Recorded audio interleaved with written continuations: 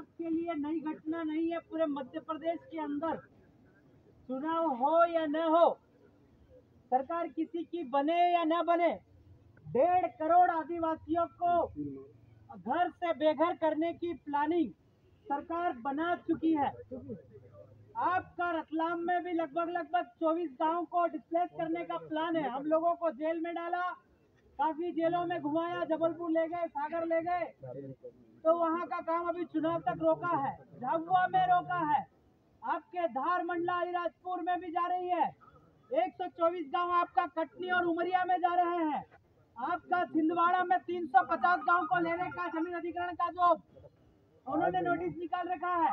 और आपके देवास में 15 गांव, खरगोन, खंडवा, ऐसे करके लगभग 1.5 करोड़ आदिवासियों को इस धरती से समाप्त करने का प्लानिंग उन लोगों ने बना रखी है। अब सब लोग, सरकार ये समझ रही है कि आदिवासी नपुंसक हो गया है।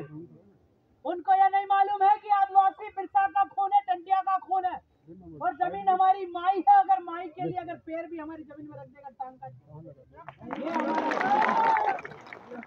इधर कलेक्टर, ये अनुसूचित क्षेत्र है।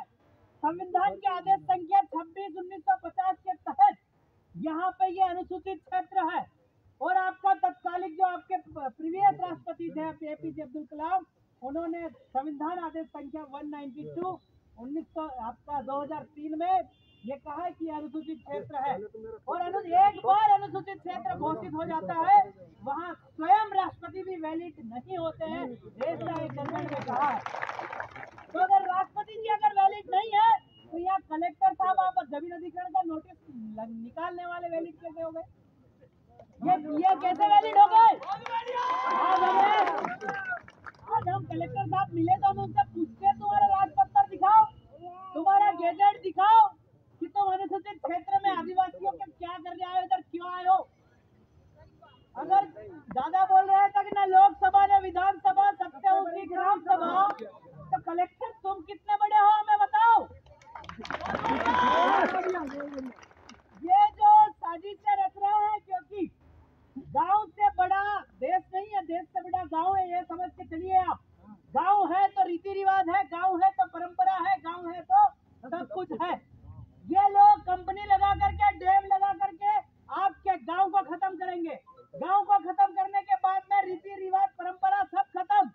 ये खत्म होने के बाद में आपकी जितनी रूढ़ियां हैं वो सब खत्म। वो खत्म हो गया तो आपकी ग्राम सभा खत्म। और सुप्रीम कोर्ट ने ये कहा है कि इस देश का मालिक आदिवासी है, वो भी खत्म। इनकी साजिशें इतनी बड़ी बड़ी है, आपको समझना होगा। ये लोग NWO की बड़ी बड़ी साजिशें लेकर के आए। बेमौसम बारिश का जो भी कॉन्सेप्ट है, कृत्रिम बारिश का जो कॉन्सेप्ट है, और आपका जो वैक्सीन का कॉन्सेप्ट है, इसमें आदिवासियों को हार्ट अटैक भी इसी साथ में सरकार के रूप में दिया जा रहा है। आदिवासियों को इस धरती से समाप्त करने का पूरी प्लानिंग गवर्नमेंट कर रही है। आज से हमको ये प्रण लेना चाहिए कि सरकार की एक भी योजना पे हम लोग नहीं पलेंगे। हम लोग हमारे गांव में से जो नदी जा रही मछली मार के खा लेंगे, पर सरकार के टुकड़ों पे नहीं पलेंगे। आज से हम ये प्रण लेकर के भी जाएंगे कि आज से हमारे गांव के अंदर न पुलिस वालों की जरूरत है, न कलेक्टर की जरूरत है, न तहसीलदार की जरूरत है। तुम्हारे ऑफिस में बैठे बैठे तुम करो, हम गाँव चला लेंगे। आज से आप लोगों को इतनी मेहनत करनी पड़ेगी। आपके कितने गाँव जा रहे हैं? 8 गाँव,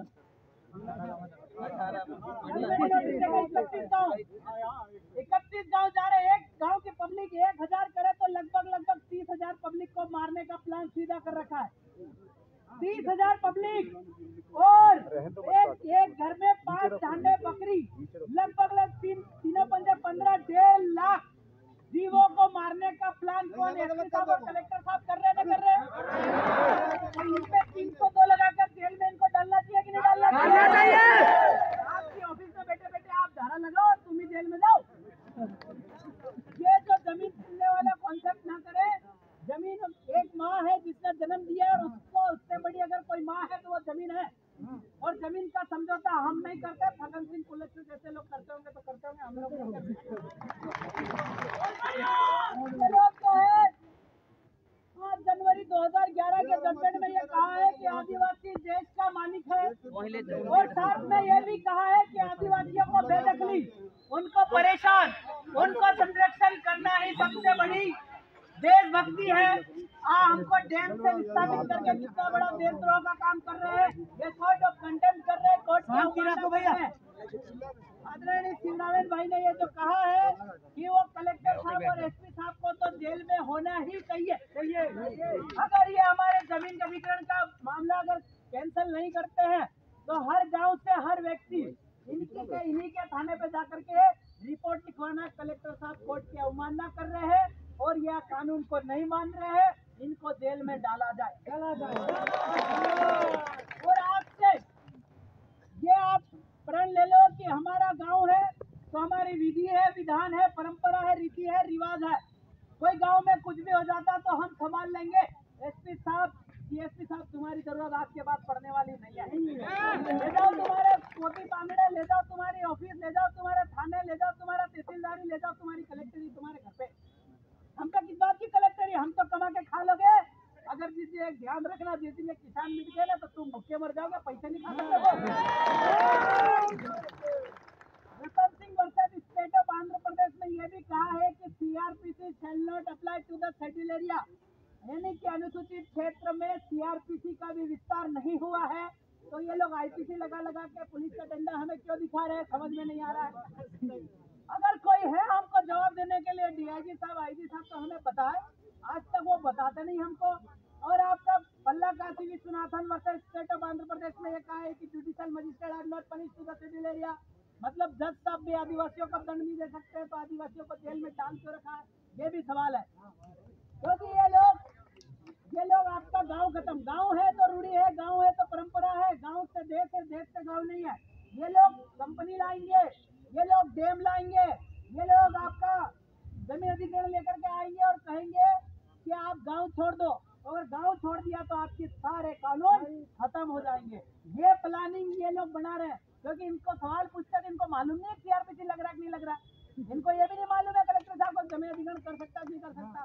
एक्चुअल में लैंड एक्विजिशन एक्ट 2013 जो आया, भूमि अधिग्रहण एक्ट 2013 आया, उसमें ये कहा गया कि ओरिजिनल लैंड ओनर, मतलब क्या, ओरिजिनल जो आपका भूमि का जो मालिक है वो आदिवासी है, वो स्पेशली कानून में दर्शाया गया है। तो ये लोग क्या कर रहे हैं, गाँव खत्म करवा के वो कानून खत्म करवाना चाह रहे हैं। इनको ये भी मालूम नहीं है ऊपर से साजिशें आती है, ऊपर से जो लखपति लोग है ना, अडानी, अंबानी, आपका इनके पास करोड़ों रुपए की पेटी तो है, पर घर चलाने के लिए जमीन नहीं है, और जमीन बिना कमा के खा ही नहीं सकते। खा सकते क्या, खा सकते क्या? तो ये चीज है कि अभी कलेक्टर साहब से भी मिलेंगे दादा। हाँ, मिलेंगे ज्ञापन देंगे कलेक्टर साहब से मिलेंगे। उनको कहना कि मेरे गांव में आप नहीं खिलाएंगे, हम आपको भुट्टा भी खिला देंगे, पर अगर जमीन अधिग्रहण कराया तो गांव के बाहर रोक दिए जाओगे। ये अनुसूचित क्षेत्र है और अनुच्छेद 5 का भी मामला, इधर आप लोग नहीं जा सकते। ऐसा जब आपका अलीराजपुर कलेक्टर साहब से परसों ही भेंट हुआ, उन्होंने कहा हम आपके बिना पूछे गांव में नहीं आ सकते, वहीं रहने तो आप आ कैसे गए? हम मेरे को जमीन या आपको जमीन आपका बाप दे गया, आपके बाप को बाप दे गया, कलेक्टर साहब को कौन से बाप ने जमीन दी तुमको, तुम इधर लेने आ गए? कलेक्टर साहब अपना बाप बता दो, मैं मेरे बाप की जमीन दे दूं तुमको, या ये बोल दो मैं विलेज का भाई हूँ तो मैं मेरे बाप का आधा हिस्सा दे दूं? तुम्हारा बाप ही नहीं, बिना बाप की जमीन कैसे? बिना बाप की जमीन कैसे, कहाँ से लाओ? तुम्हारा बाप कौन? ये बिना बाप के लोग हैं, शरणार्थी आए हुए लोग हैं, इधर से काली टोपी वाले सारे लोग शरणार्थी, इन्होंने शहर बसाया। शहर में सभ्यता नहीं है। इस घर का मर जाएगा तो उस घर का बेटा